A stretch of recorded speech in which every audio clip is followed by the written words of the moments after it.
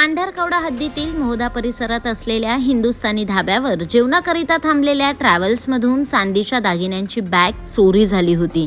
या प्रकरणात आरोपी बाहेरील राज्यातील असल्याचे निष्पन्न झाले। 7,68,788 रुपयांचा मुद्देमाल जप्त करण्यात आला आहे। स्थानिक गुन्हे शाखेच्या पथकाने 3 चोरांपैकी एका चोरट्याला अटक केली। मध्य प्रदेश येथून मौला खान रोशन खान वय वर्ष 38 राहणार पटेलपुरा लुनेरा बुजुर्ग तालुका मनावर जिल्हा धार राज्य मध्य प्रदेश याला ताब्यात घेतले। त्याचे सहकारी आरोपी मुस्ताक उर्फ चिलू शमशेर खान व शाहरुख खान रमजान खान दोन्ही राहणार खेरवा जिल्हा धार राज्य मध्य प्रदेश यांचा पुढील तपास पोलीस करत आहे, अशी माहिती आज जिल्हा पोलीस अधीक्षक कुमार चिंता यांनी पत्रकार परिषदेत दिली। आता सर्वांना नमस्कार, मी स्वागत।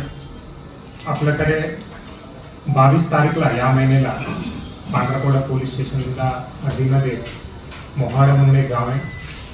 एक ट्रॅव्हल्स बस यवतमाळतून हैदराबादला जाताना जेवणासाठी 22 तारीखला रात्री 11 वाजता तिकडे थांबल्यानंतर एक गाडी आले, 4 व्हीलर कार, त्याच्यामधून 3 लोक बाहेर येऊन बसमध्ये जाऊन एक बॅगमध्ये सिल्वरचा ऑर्नामेंट्स होता।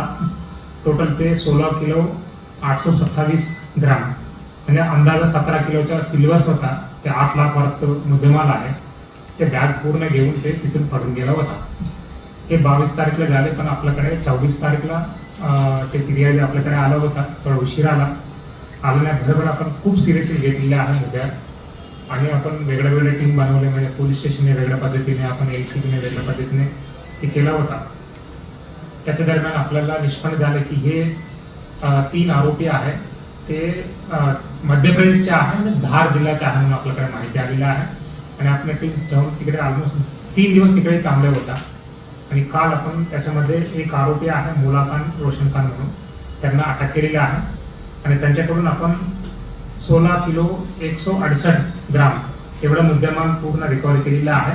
म्हणजे हे वरतं 7,68,788च्या मुद्देमाल आपण रिकव्हरी केलेला आहे। त्या आरोपीला आपण पांढरकवडा पोलीस स्टेशनच्या जमा केलेला आहे।